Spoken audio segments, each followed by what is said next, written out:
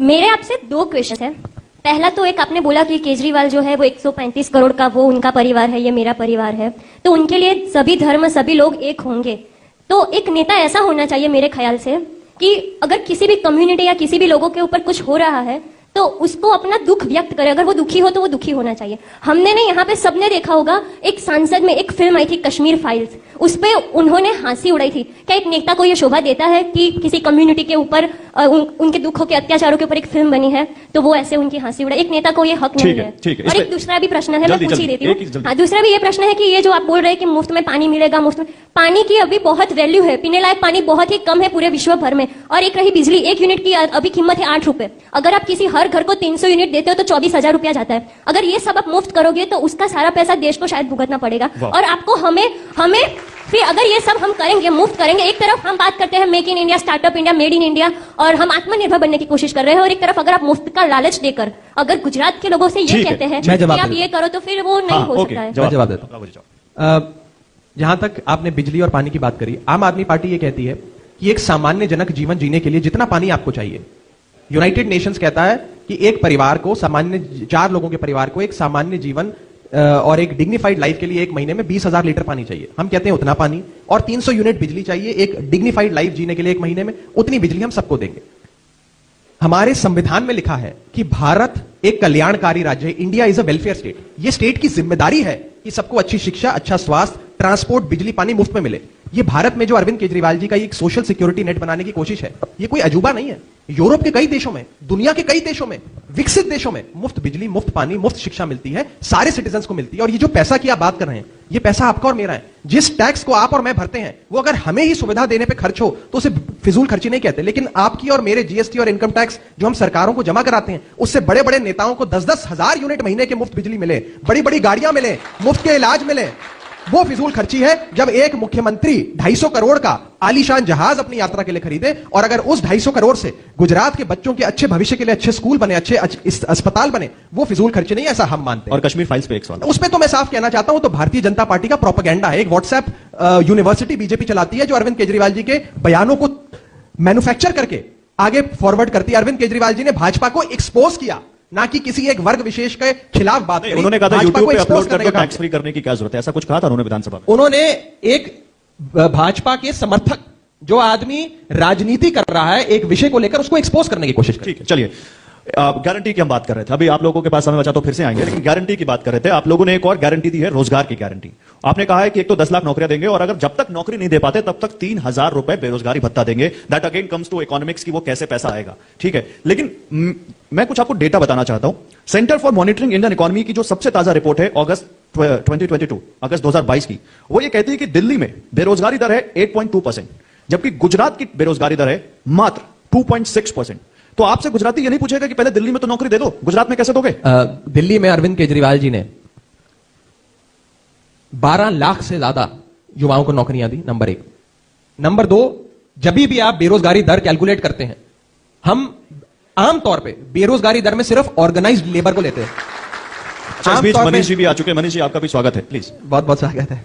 हम हर बार जब भी बेरोजगारी दर की बात करते हैं तो हम ऑर्गेनाइज्ड लेबर, ऑर्गेनाइज्ड वर्कफोर्स जो होती है उसकी दर देखते हैं, अनऑर्गेनाइज्ड लेबर फोर्स की तो बात ही नहीं करते हैं। तो ये आंकड़े बेमानी है, नंबर 1। नंबर 2, आज मैंने तो आपको सीएमआई के क्या आंकड़े हैं, कौन सी रेटिंग एजेंसी ने क्या आंकड़े दिए, उसको दरकिनार करते हुए एक छोटा सा उदाहरण दिया कि गुजरात में एक हेड क्लर्क की नौकरी के लिए 236 पोस्टें निकली, उसमें लाखों, 2.5 लाख लोगों ने अपनी एप्लीकेशन आवेदन देकर उस नौकरी में भर्ती करने की इच्छा जाहिर करी, एक हेड क्लर्क की नौकरी के लिए। तो आप सोच सकते हैं गुजरात में बेरोजगारी का क्या हाल। हम ये कहते हैं, दिल्ली में हमने करके दिखाया, जो कहते हैं वो करते हैं, गुजरात में भी करके दिखाएंगे। आज हमने ये नहीं कहा कि हम 2022 तक सबकी आय दुगनी कर देंगे, फलाना कर देंगे, ढिमकाना कर देंगे। हमने जो जो वादे करे वो सारे वादे डिलीवर करे।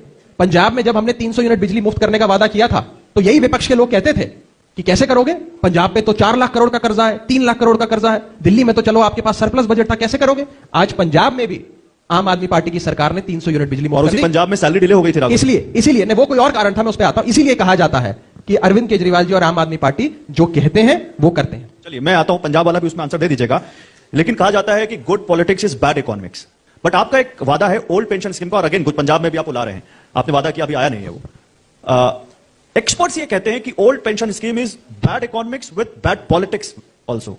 क्योंकि ये बहुत बड़ा जो एक्सचेकर है, जो हमारा जो सूबे का जो खजाना है, उस पर बहुत ज्यादा असर डालेगा और ये माली हालत खराब कर देगा। और आप उसको केवल क्योंकि पॉलिटिक्स आपको उसमें करनी, और वो इसमें पॉलिटिक्स भी अच्छी नहीं है, क्योंकि आपको जीतना है इसलिए आप ऐसे वादे कर रहे हैं जो बाद में सूबे की जनता को भुगतना पड़ेगा। ओल्ड पेंशन स्कीम अच्छी है सरकार के कर्मचारियों के लिए या न्यू पेंशन स्कीम अच्छी है, ये तो कर्मचारी तय करे तो बेहतर है। नंबर एक, आज गुजरात के, पंजाब के, हिमाचल प्रदेश के, हिंदुस्तान के सारे सरकारी मुलाजिम एक स्वर में कह रहे हैं कि ये न्यू पेंशन स्कीम जो है ये खराब है, इसमें हमारा नुकसान है, हमें वही पुरानी वाली ओल्ड पेंशन स्कीम चाहिए। हम तो लोगों की बात करते हैं, जो लोग मांग कर रहे हैं। और जहां तक पैसे के खर्च की बात है, ये वही लोग हैं जो कहते थे कि सरकारें दिवालिया हो जाएंगी अगर मुफ्त बिजली मुफ्त पानी आप लोग देंगे। यहां बैठे हैं दिल्ली के वित्त मंत्री मनीष सिसोदिया जी, जो दिल्ली के उप मुख्यमंत्री भी हैं। जब मनीष जी दिल्ली के वित्त मंत्री बने थे तब दिल्ली का बजट 27-28 करोड़ था। ना टैक्स बढ़ाया, ना कोई एडिशनल लागत लोगों पर लगाई, लेकिन 7 साल में मनीष जी ने बतौर वित्त मंत्री उस 27,000 करोड़ के बजट को 70,000 करोड़ का बजट कर दिया, और उसमें मुफ्त बिजली भी दी, मुफ्त पानी भी दी, अच्छी शिक्षा भी दी, अच्छा स्वास्थ्य भी दिया। ये ईमानदार सरकार है। इसीलिए अरविंद केजरीवाल जी सही कहते हैं कि सरकारों में पैसे की कमी नहीं है, सरकार के नेताओं में नीयत की कमी। अगर नीयत ठीक हो तो सरकार में बहुत पैसा है। चलिए, जैसा कि आपने कहा मनीष जी आ चुके हैं तो ज्यादा समय नहीं लूंगा। एक आखिरी सवाल आपसे, तो अब गुजरात में डेरा रहेगा, गुजरात में पूरा फोकस रहेगा, क्या है यहां से आगे का प्लान? बिल्कुल यही डेरा रहेगा, यही फोकस रहेगा और सरकार बना के जाएंगे। से डरते हैं अरविंद केजरीवाल जी, रात को भूत बनकर भाजपा के नेताओं के सपनों में आते हैं और वो सक पका के उठ जाते हैं भाजपा के नेता। आपने कांग्रेस का जिक्र किया, मैं कांग्रेस गुजरात चुनाव पे ही आऊंगा, लेकिन पहले कांग्रेस के बारे में बात कर लेते हैं। आम आदमी पार्टी के बारे में जो अभी तक का एनालिसिस है, आम आदमी पार्टी उन स्टेट्स में बड़ा अच्छा करती है जहां कांग्रेस कमजोर हो रही है, या फिर कांग्रेस जहां सत्ता में है, और उसका उदाहरण भी है, पहले दिल्ली और अब पंजाब।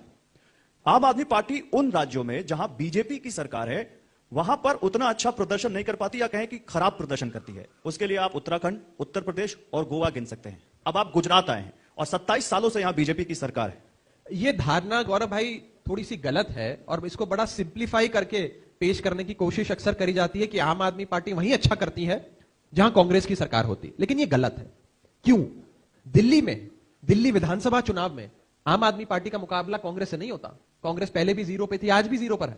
2015 का विधानसभा चुनाव भाजपा बनाम आम आदमी पार्टी। चलिए, मैं सवाल को और सिंप्लीफाई कर देता हूं। आम आदमी पार्टी कांग्रेस का स्पेस ले रही है, ये लोग कहते हैं।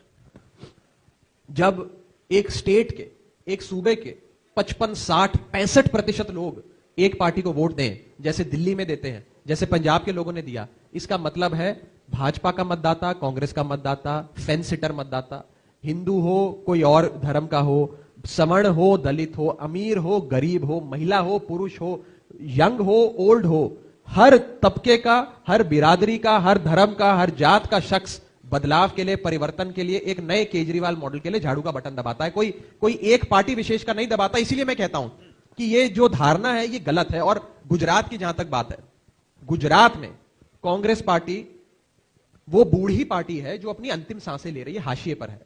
कांग्रेस पार्टी पिछले 27 सालों में यहां भाजपा को नहीं हरा पाई। जो पार्टी 27 सालों में भाजपा को नहीं हरा पाई, अब वो 28वें साल में क्या हराएगी? इसीलिए गुजरात के लोग जो बदलाव चाहते हैं, परिवर्तन चाहते हैं, जो थक गए हैं एक ही रंग की, भाजपा के रंग की शर्ट पहन पहन के, हर बार मशीन पे एक ही बटन दबा दबा के, आज वो झाड़ू का बटन दबाकर केजरीवाल मॉडल ऑफ गवर्नेंस को अपनाना चाहते हैं, आम आदमी पार्टी की परिवर्तन वाली सरकार लाना चाहते हैं। तो राघव चड्ढा ये कह रहे हैं कि गुजरात का चुनाव इस बार दिल्ली मॉडल या कहें Kejriwal model versus Gujarat model होगा। और गुजरात में जब हम बात करते हैं तो बीजेपी 27 सालों से सत्ता में, और जिसमें से आधा तो वो रहे हैं जो इस वक्त देश के प्रधानमंत्री हैं, वो मुख्यमंत्री रहे हैं 27 सालों से। और आप भी दिल्ली में 2 चुनाव बहुत प्रचंड बहुमत से जीते। क्या कांग्रेस बिल्कुल, आपने कांग्रेस की बात की, काफी बात की, कांग्रेस बिल्कुल सीन से गायब है और ये चुनाव केजरीवाल वर्सेस मोदी है गुजरात का? 2024 का सेमीफाइनल भी लोग कह रहे हैं, उस पर बाद में बात करेंगे। क्या ये केजरीवाल वर्सेस मोदी है? देखिए, हर चुनाव बुनियादी मुद्दों पर लड़ा जाता है। आज अरविंद केजरीवाल जी की दिल्ली में सरकार है 7 सालों से, बीजेपी की सरकार है गुजरात में 27 सालों से। दिल्ली में 7 सालों में अरविंद केजरीवाल जी ने बिजली 24 घंटे कर दी और मुफ्त कर दी। 27 साल में भाजपा गुजरात में बिजली मुफ्त नहीं कर पाई। 7 साल में अरविंद केजरीवाल जी ने शिक्षा को वर्ल्ड क्लास बना दिया। पीएम खुद कह रहे हैं, उस पर आ रहा हूं, मैं आता हूं, उस रेवड़ी वाले सवाल पे भी आता हूं। 7 साल में अरविंद केजरीवाल जी ने दिल्ली के स्कूलों को शानदार कर दिया, वर्ल्ड क्लास कर दिया, प्राइवेट स्कूलों से बेहतर कर दिया। 27 साल बाद भी गुजरात के सरकारी स्कूल वही घिसे पिटे गले पुराने, जिसमें कोई अपने बच्चे का दाखिला नहीं कराना चाहता, मजबूरी में कराता है। 7 साल में अरविंद केजरीवाल जी ने state of the art health care facility, world class health care, मोहल्ला क्लिनिक से लेकर सुपर स्पेशलिटी अस्पताल बना दिए। 27 साल में भाजपा ना मोहल्ला क्लिनिक बना पाई, ना सुपर स्पेशलिटी अस्पताल बना पाई।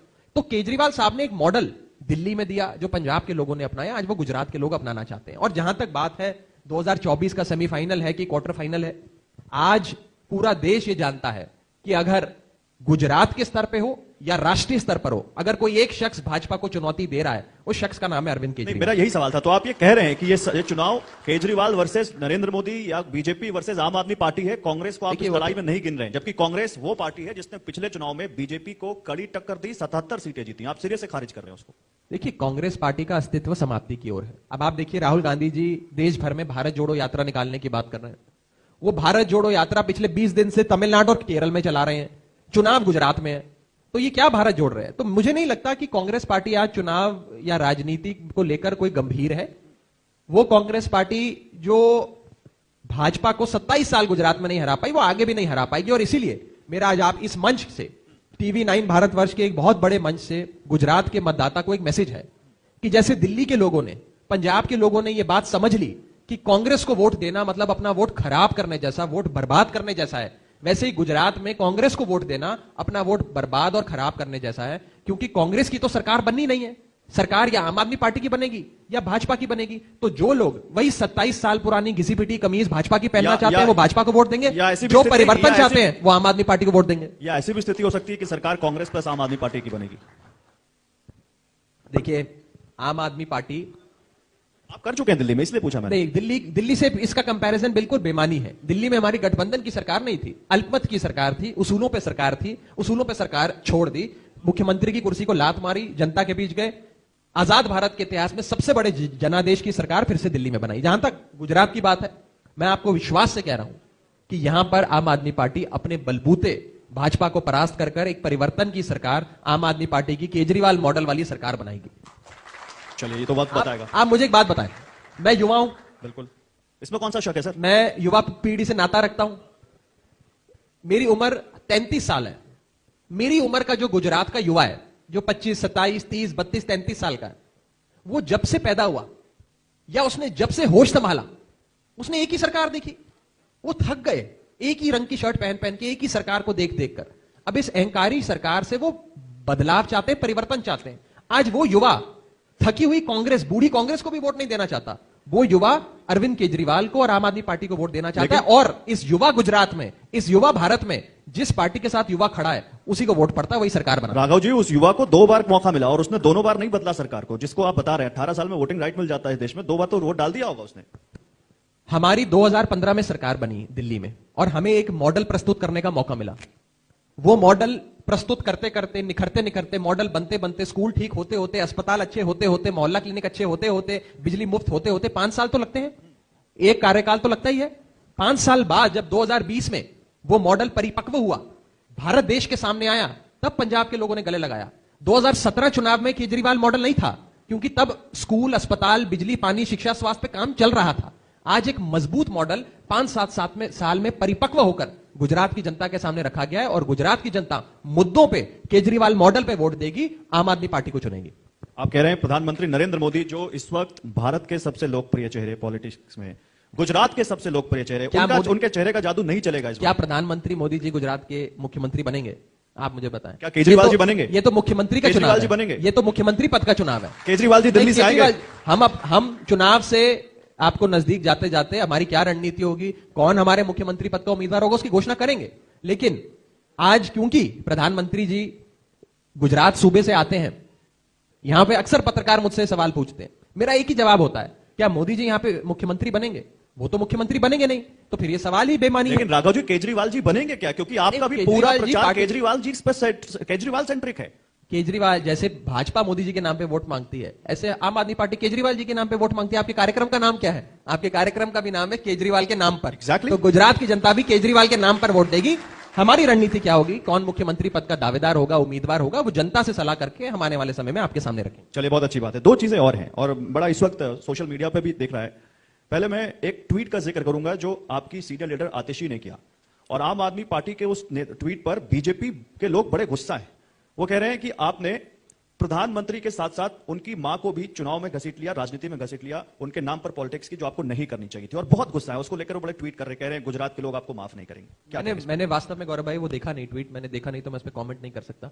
और ट्वीट है जिसमें शायद वो कुछ एक रैप है जिसमें उन्होंने मुझे वास्तव में जानकारी नहीं है, मैंने देखा नहीं। मैं कार्यक्रम के बाद जरूर देखूंगा और आपको अपना अधिकृत बयान उस पर दूंगा। लेकिन अगर ऐसा है तो उस पर राघव चड्ढा का क्या व्यू होना चाहिए?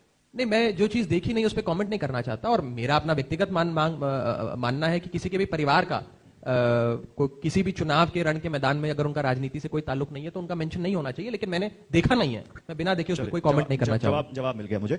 अब आते हैं उस मुद्दे पर जहां केजरीवाल जी एक ऑटो ड्राइवर के यहां गए थे खाना खाने, आपको याद होगा।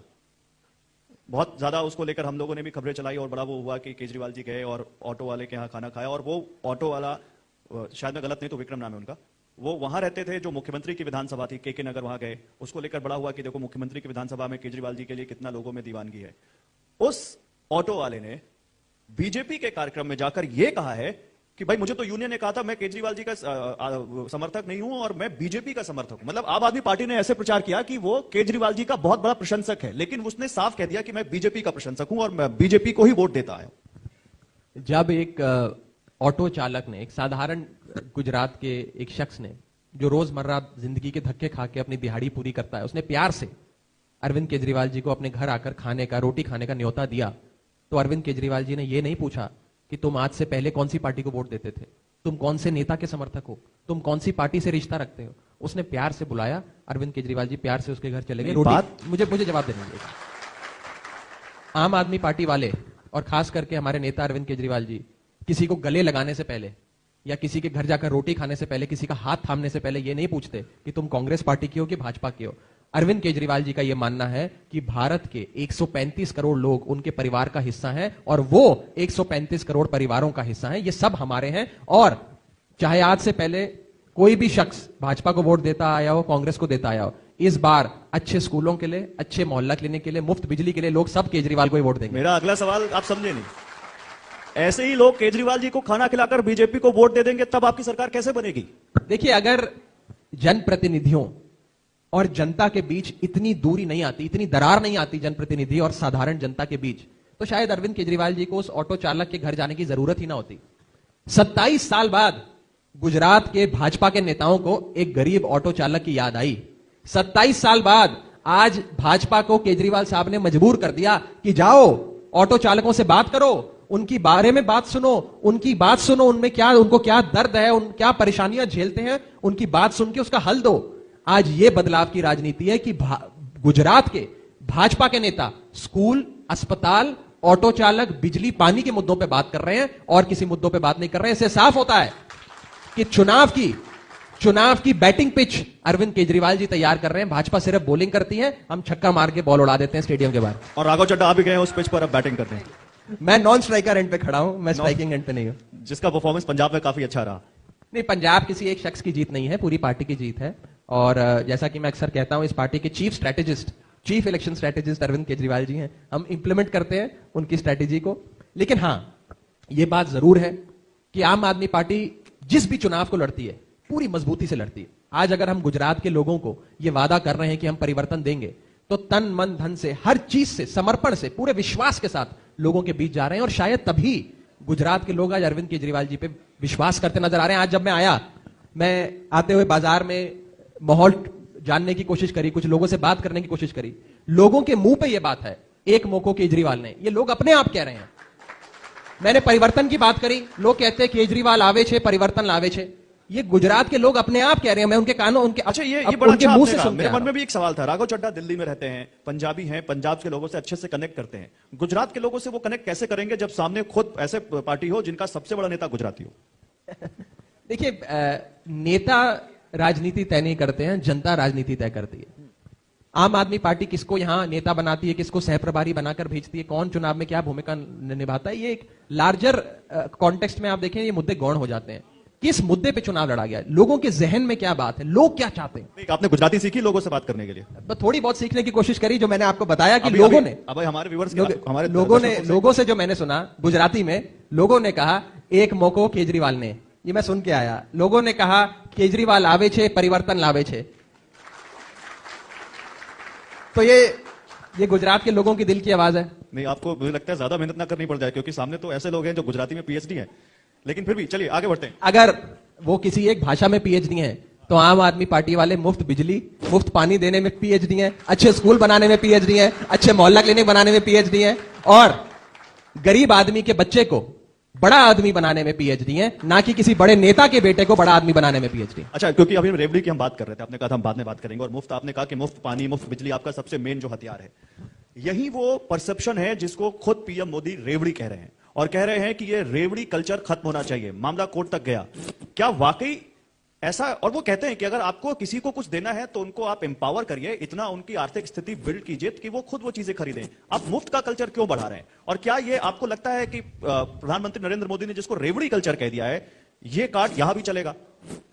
देखिए, फैसला रेवड़ी, अरविंद केजरीवाल की रेवड़ी लोगों को ज्यादा पसंद है या भारतीय जनता पार्टी की रेवड़ी ज्यादा पसंद है, ये तो लोग फैसला लेते हैं गौरव भाई, लोकतंत्र में, राजनीति में। लेकिन मैं इन दोनों रेवड़ियों की परिभाषा आपके सामने जरूर रख देता हूं। एक तरफ अरविंद केजरीवाल जी की रेवड़ी है, मैं रेवड़ी शब्द का ही प्रयोग करता हूं, रेवड़ी है, जिसमें गरीब आदमी को 300 यूनिट मुफ्त बिजली, गरीब आदमी के बच्चे को वर्ल्ड क्लास मुफ्त एजुकेशन, बढ़िया से बढ़िया इलाज, मुफ्त दवाइयां, मुफ्त operation, world class health care मिलता है। ये सारी चीजें मिलती हैं।